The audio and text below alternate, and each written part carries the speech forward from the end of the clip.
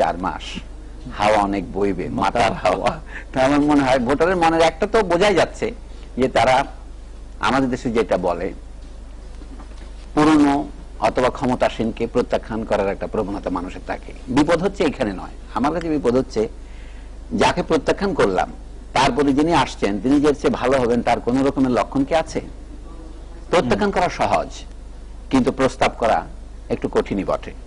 সেই জন্য আমার উদ্বেগটা হচ্ছে বর্তমান যারা ক্ষমতায় ছিলেন, এই যে 5 সিটি কর্পোরেশন আরো ছোট ছোট গুলিতে, এমনকি পুরো সরকারকেও আমরা প্রত্যাখ্যান করতে পারি। মনে হচ্ছে লক্ষণ থেকে তাই মনে হচ্ছে, হাওয়া যদি আমরা পড়তে পারি, ওয়েদার কক বলে না, বায়ু মোড়ক দেখা যাচ্ছে এদিকে বইছে, সমস্যা ওই জায়গায় নয়। এখন বলা যেতে পারে আপনি কি ভোটারকে বিশ্বাস করতে পারেন? আমাদের মধ্যে একটা কথা আছে, জনগণ কখনো ভুল করে না। কথাটা কি সঠিক? আমি আমি পেঁচের মধ্যে পড়ে গেছি। 17 শতাব্দীতে ফরাসি দেশ এক দার্শনিক ছিলেন ব্লেইজ পাস্কাল। তো উনি বলতেন ইংরেজিতে, it is not certain that everything is uncertain. সবকিছু অনিশ্চিত, এই কথাটা কিন্তু নিশ্চিত নয়। তো সেই জন্য বলছি যে সামনের দিকে অনেক অনিশ্চয়তা আছে। আমরা যদি খুব দ্রুত সিদ্ধান্ত নেই, আমাদের ভোটাররা মানে দেশে যারা ভোট দিতে পারেন, জনগণের সেই অংশ, তাদের সব মন স্থির করে ফেলেছেন।